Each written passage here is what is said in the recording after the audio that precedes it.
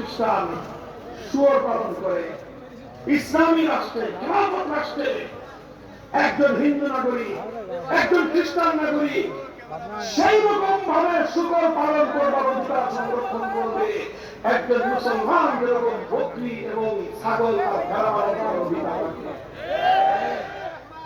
একজন মুসলিম নাগরিকের একটা বকরির বাচ্চা যদি কেউ অন্যায় ভাবে মেরে ফেলে, তার কাছ থেকে তার ক্ষতিপূরণ আদায় করে দেওয়া রাষ্ট্রের দায়িত্ব।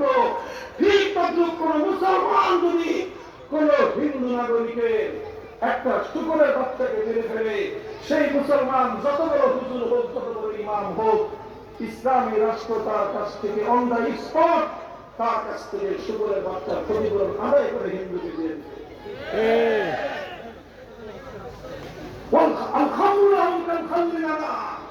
মুসলিম রাষ্ট্রের মধ্যে একজন মুসলিম নাগরিক যেরকম জুস পান করতে পারে, আমের জুস, বেদানার জুস, শরবত যেমন পান করতে পারে, রাষ্ট্রের পারমিশন নিয়ে মুসলিম রাষ্ট্রে বসবাস করে অন্য ধর্মাবলম্বীরা তারা নেশা জাতীয় দ্রব্য পান করতে পারবে যদি তাদের ধর্মে সেই নেশা পান করা এলাও হয়। আর ইসলাম তোমাকে এই নিরাপত্তা দিয়েছে, মুসলিম রাষ্ট্রের উপর যদি হামলা চালায় কোন শত্রু রাষ্ট্র, তাহলে সেই হামলা মোকাবেলা ইজ্জত আবরু নিরাপত্তা নিশ্চিত করা মুসলিম রাষ্ট্র এবং মুসলমানদের ধর্মীয় দায়িত্ব।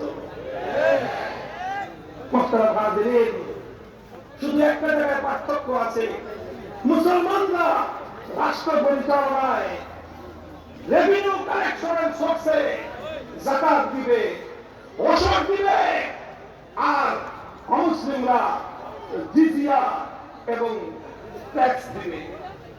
এটা হলো সার্ভিস চার্জ। সেই ট্যাক্স কিভাবে দিবে ইসলাম তার মূলনীতি নির্ধারণ করে দিয়েছে। ইসলাম বলে দিয়েছে একজন মুসলিম নাগরিক সে স্বাভাবিকভাবে যে পরিমাণ পয়সা উপার্জন করে তার পক্ষে যতটুকু